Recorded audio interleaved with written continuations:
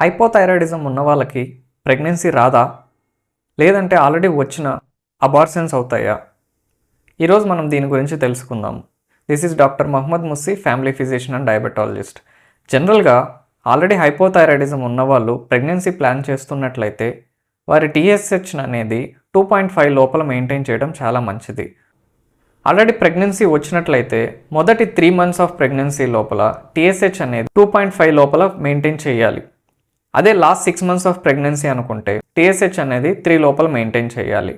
ఒకవేళ మనకు దీనికన్నా ఎక్కువ వాల్యూస్ అయినట్లయితే ప్రెగ్నెన్సీలో అబార్షన్స్ అయ్యే ఛాన్సెస్ ఉంటాయి, లేదంటే బేబీ అబ్నార్మల్గా డెవలప్ అవ్వచ్చు, ప్రీటర్మ్ డెలివరీస్ అయ్యే ఛాన్సెస్ ఉంటాయి. ఇలా మల్టిపుల్ కోమార్బిడిటీస్ అనేది బేబీలో అయ్యే ఛాన్సెస్ ఉంటాయి. సో ప్రెగ్నెన్సీ ప్లాన్ చేస్తున్న వాళ్ళు TSH అనేది 2.5 లోపల మెయింటైన్ చేయాలి. మొదటి 3 నెలల లోపల TSH అనేది 2.5 లోపల మెయింటైన్ చేయాలి. Last 6 months of pregnancy TSH అనేది 3 లోపల మెయింటైన్ చేయాలి. మీకు ఇంకా ఏదైనా టాపిక్స్ గురించి తెలుసుకోవాలనుకున్నా, ఏదైనా డౌట్స్ ఉన్నా కామెంట్స్ ద్వారా మమ్మల్ని అడగండి. Thank you.